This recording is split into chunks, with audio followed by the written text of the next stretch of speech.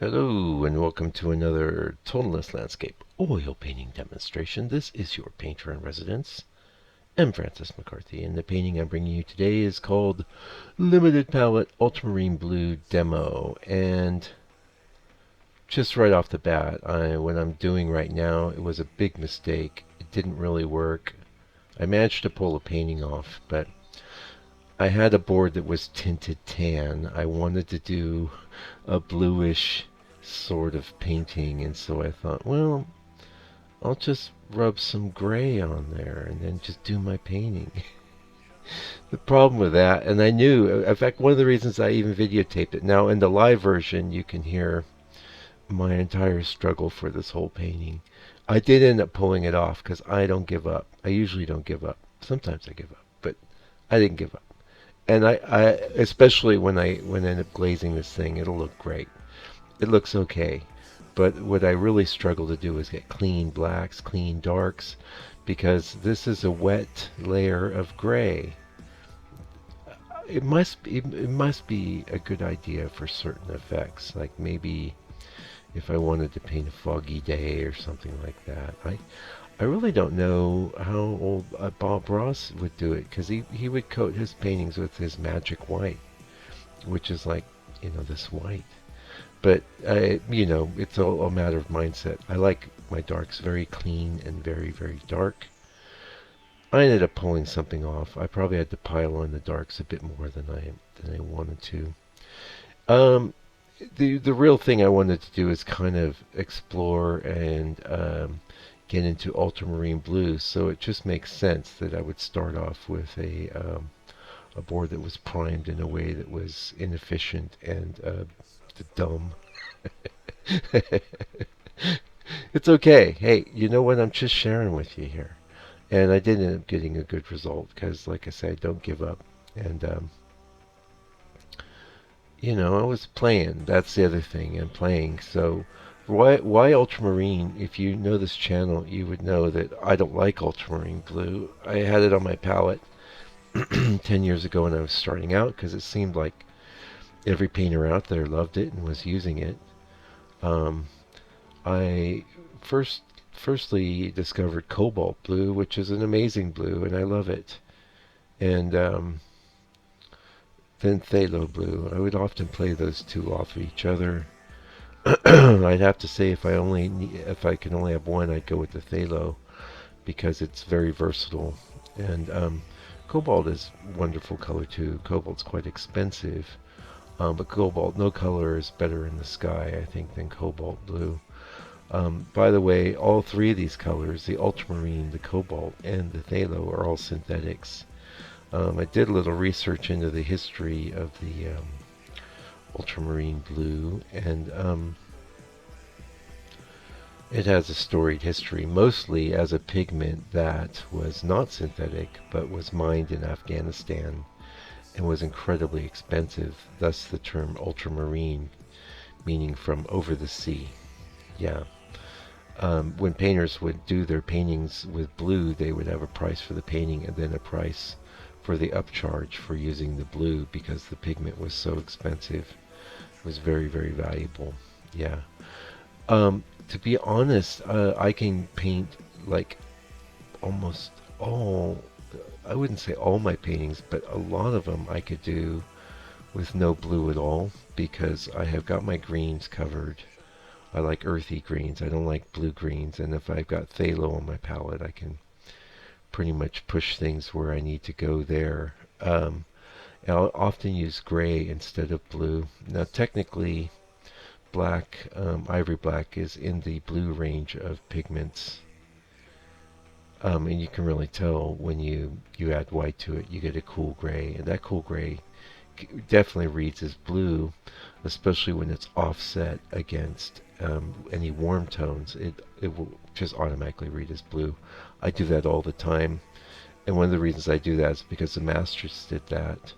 And the reason the masters did that is because they they wouldn't use proper blue because proper blue was super expensive. And the gray does a really nice job anyway. So there are times I'll get into, real and proper blue. I've got, plenty of tubes of blue. Now I have a tube of ultramarine blue. Um, Now, we had a comment on the last limited palette about, or the previous video to this one, which is going to be the monochromatic, a little monochromatic painting I did, and I was probably burbling on about ultramarine blue there, and comment from good old Jigger about the ultramarine blue, how it never gets any respect.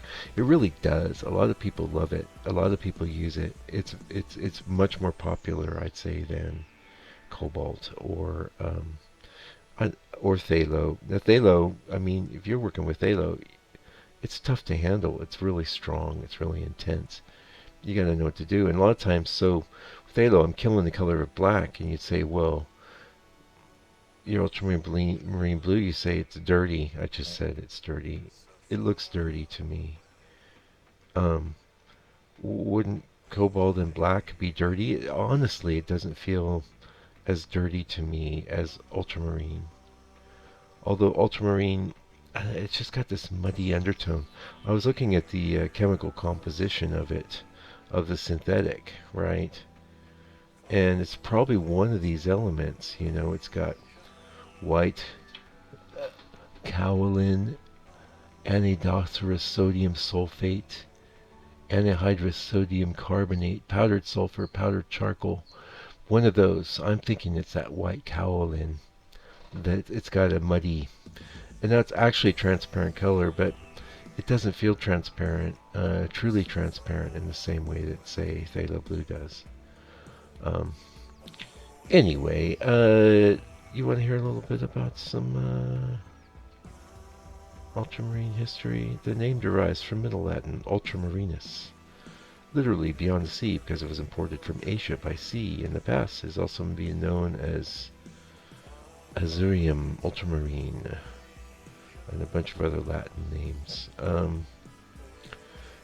It's also known as lapis lazuli. Now, lapis lazuli is a rock, and an expensive rock, and you grind that up, and you get your blue. The synthetic was invented in 1787. It was noted that it was a byproduct of certain processes, and they saw it like coating the walls, and they're thinking, hey, this looks like a great blue, and they started using it, and it's supposedly indistinguishable in tone from the original. That's known as the French ultramarine. It's actually one of the first synthetic pigments, and let's face it, people were excited, people loved it, and for all of my talking down of ultramarine blue, if it was the only blue I could ever access, I could make plenty of good paintings with it. Because, and this is one of the reasons why I did this little study. Every color has got its attributes, and a great way to discover a pigment's attributes is to do something like I'm doing now, a little monochromatic painting, which is black, white, and that pigment. You could do a heck of a lot with that, and I might do a little series actually featuring each pigment in that way. That might be cool. Only I would properly prepare my board. I wanted to do it, and all I had was a tan board. I probably could have got away with the straight up masonite tone.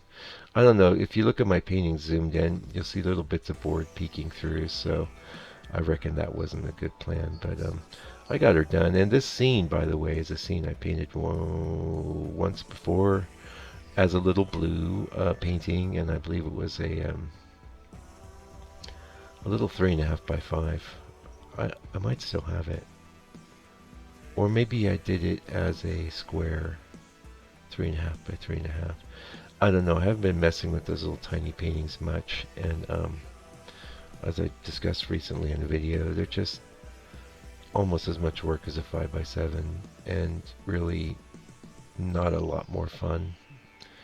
But that's where my head's at right now. You never know. The tourists did seem to like them. I did sell quite a few of them.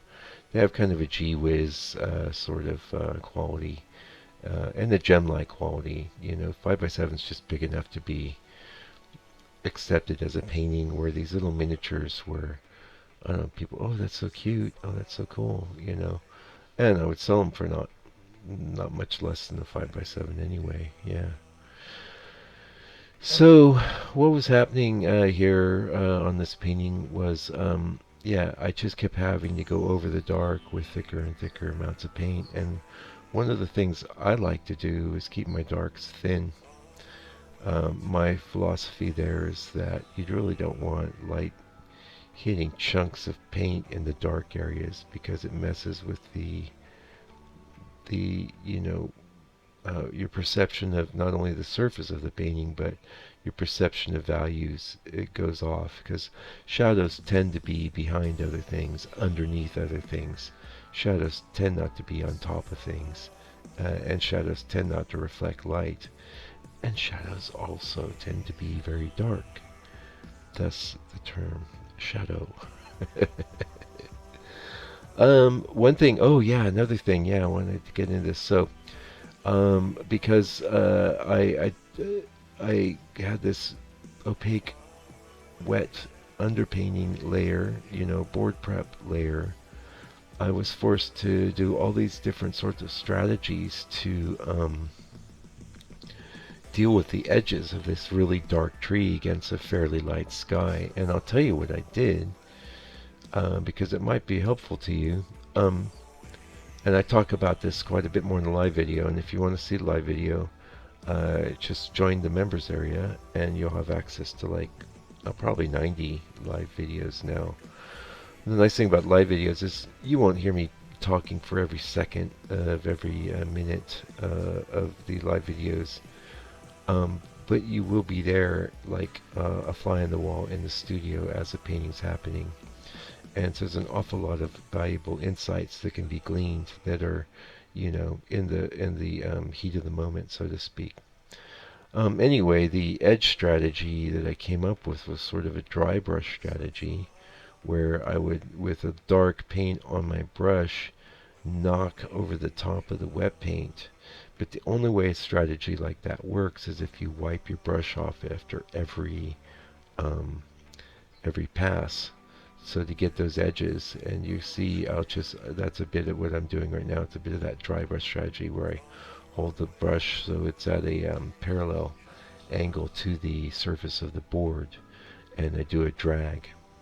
And that was really giving me a nice result. And so I'm going to put that in my list of 1,000,000 and one edge strategies. And edge strategies, man, you can't have enough, really.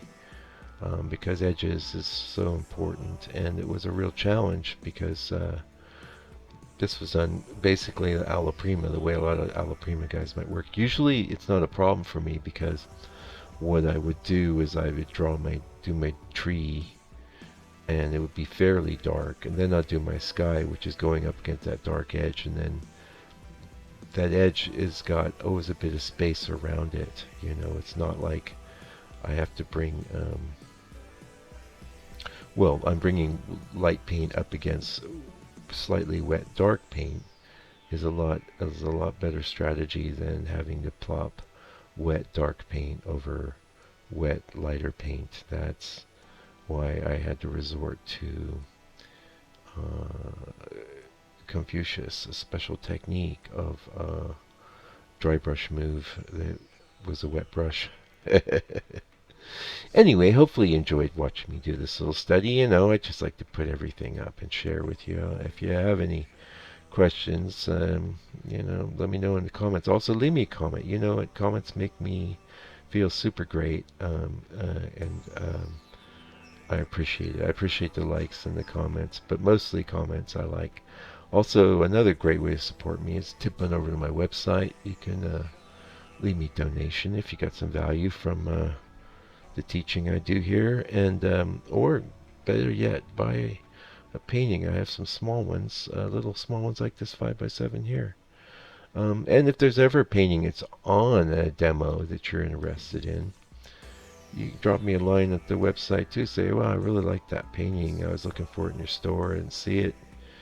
That's because there's a big delay with photography and stuff. I'm not going to get into that right now. End of the video and all that. But drop me a line. Let me know you're interested. I'll make you a deal, right? Anyway, till I come back with another video, do me a favor. Take good care of yourself, your family, all your loved ones. Love your enemies. Try and be patient with other people, especially in this intense political season. And take good care. Stay out of trouble.